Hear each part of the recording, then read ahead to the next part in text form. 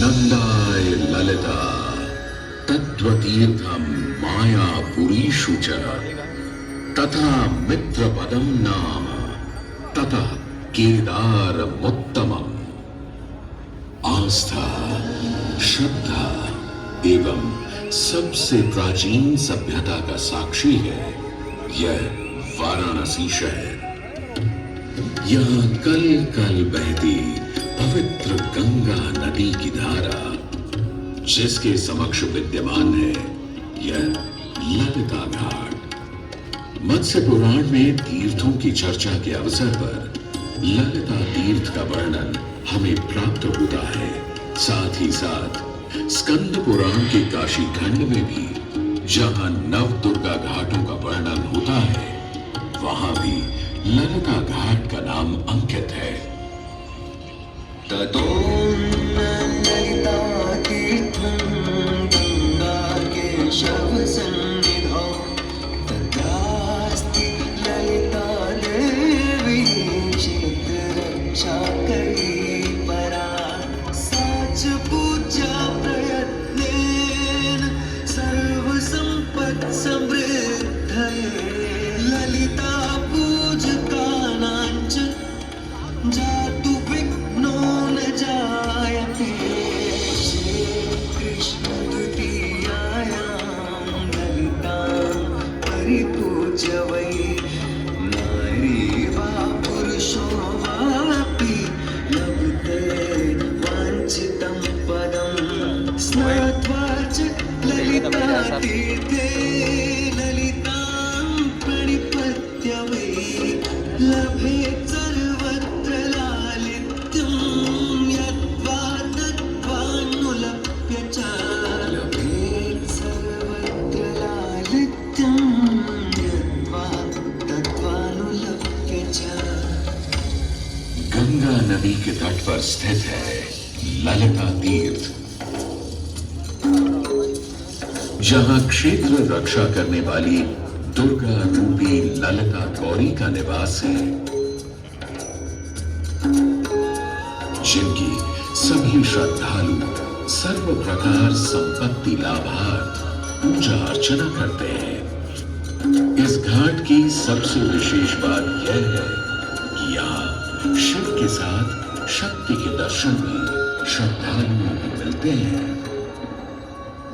घाट के ऊपर गली में मां दुर्गा को समर्पित देवी ललिता का मंदिर विद्यमान है। साथ ही साथ यहाँ काष्ठ एवं ईंट से बना राज राजेश्वर मंदिर भी स्थापित है।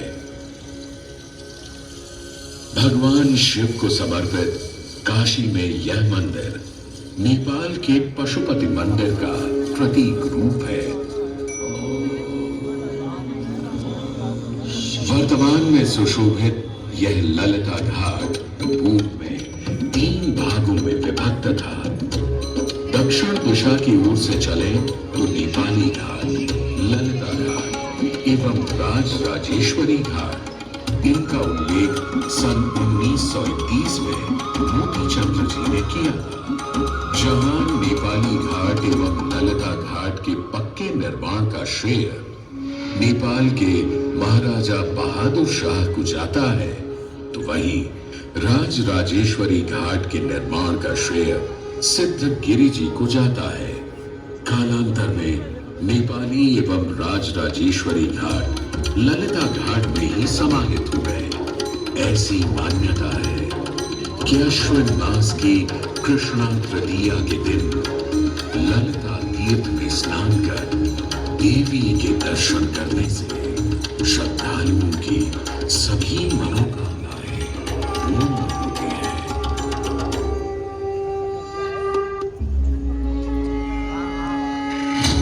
आदिबन्धु जगभूषण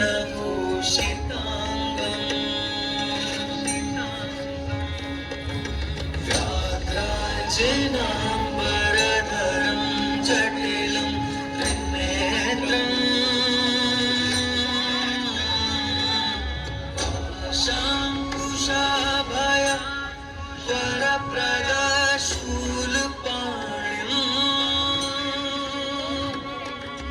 वाराणसीपुरपतिं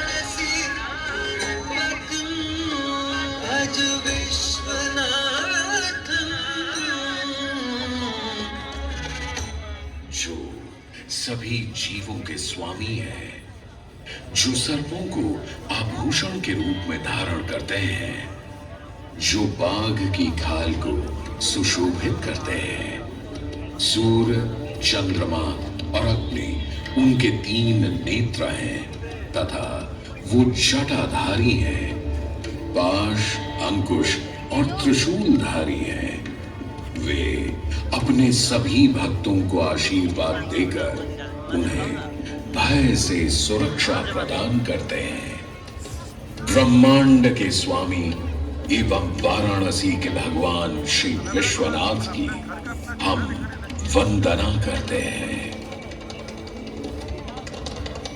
मैं आदि नगरी काशी हूं, वही काशी जो स्वयं भगवान शिव के त्रिशूल पर विद्यमान है। सृष्टि के प्रारंभ में महादेव ने जब पृथ्वी पर अपनी दृष्टि डाली तो उन्हें एक भाग चमकता हुआ प्रतीत हुआ। उसी भाग को भगवान शिव ने काशी का नाम दिया।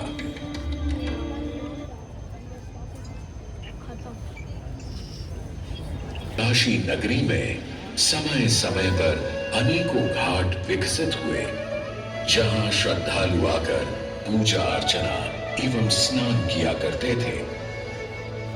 माना तो यह भी जाता है कि यह नगरी एक बहुत सुंदर वन से ढकी हुई थी, जहां पीपल, आम, बरगद, शीशम आदि के वृक्ष हुआ करते थे, जिनकी छाया में बैठ ऋषि मुनि, साधु संत आनंद से तपस्या किया करते थे। इसलिए इस जगह का उल्लेख आनंद वन के नाम से भी किया गया है। जितनी पुरानी काशी नगरी है, उतना ही पुराना यहाँ का काशी विश्वनाथ मंदिर भी है। भगवान शिव को विश्वेश्वर, विश्वनाथ आदि नामों से भी संबोधित किया जाता है, जिनका अर्थ है संपूर्ण विश्व के स्वामी। किंवदंतियों की माने तो सृष्टि के आदि में जब भगवान शिव एवं मां पार्वती पृथ्वी का भ्रमण कर रहे थे, उन्हें यह स्थान बहुत प्रिय लगा।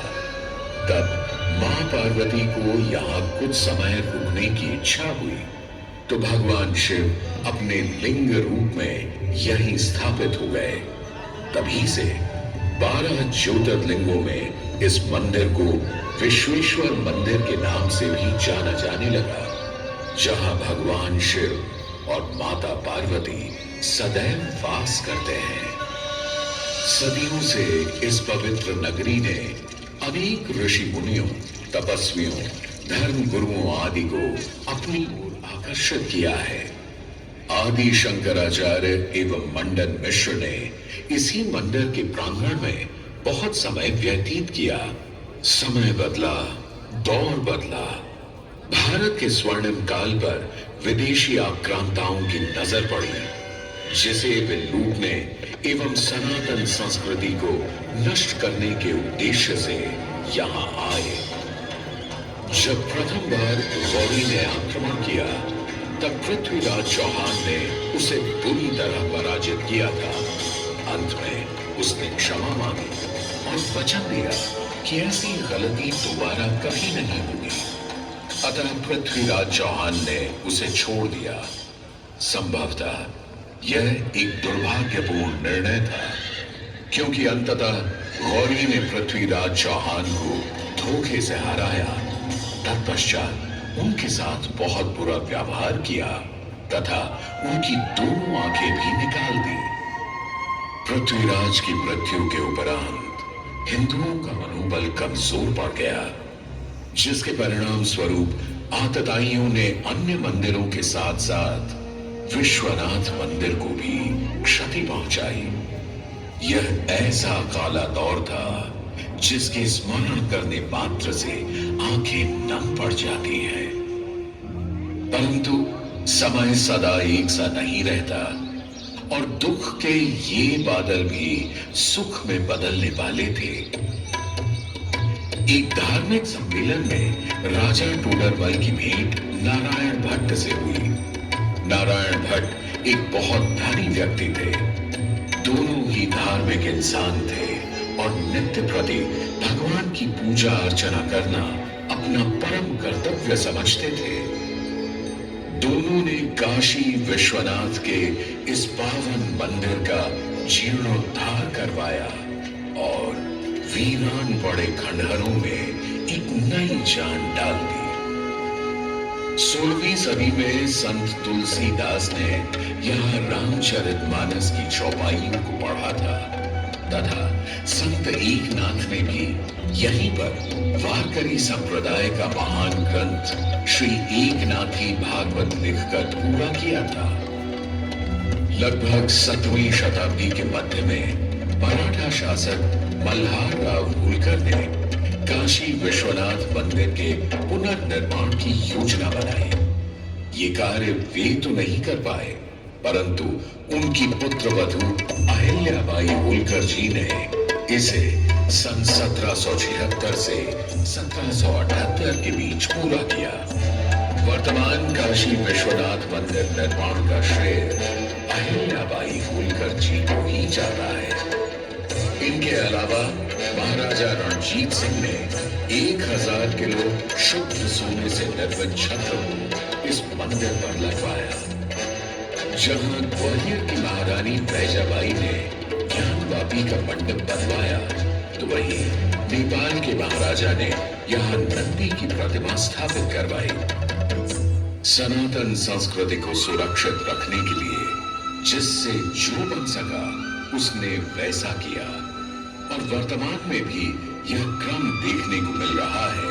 सन 2022 में भारत के प्रधानमंत्री श्री नरेंद्र मोदी जी ने काशी विश्वनाथ मंदिर का जीर्णोद्धार एवं सौंदर्यीकरण करवा इसके स्वर्णिम काल को फिर से एक बार जीवंत करने का प्रयास किया।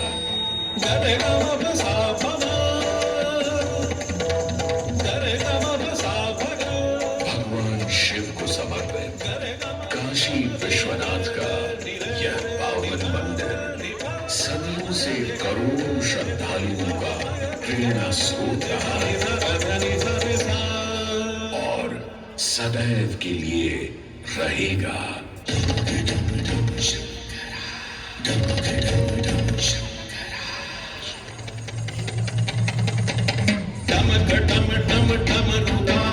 भोलेनाथ महेश्वर भोलेनाथ महेश्वर धनुष कमान साध त्रिनेत्र बाण को शंकरा धनुष कमान साध त्रिनेत्र बाण को शंकरा शंकरा हे शंकरा हे शंकरा वाराणसी के हो बसैया हो पिता गजराज के वाराणसी के हो बसैया हो पिता गजराज के तुम सजे माँ पार्वती के मान में सिंदूर से तुम सजे माँ पार्वती के मान में सिंदूर से शंकरा हे शंकरा जटा के चुनरी लपेटे गंगा के समय वास के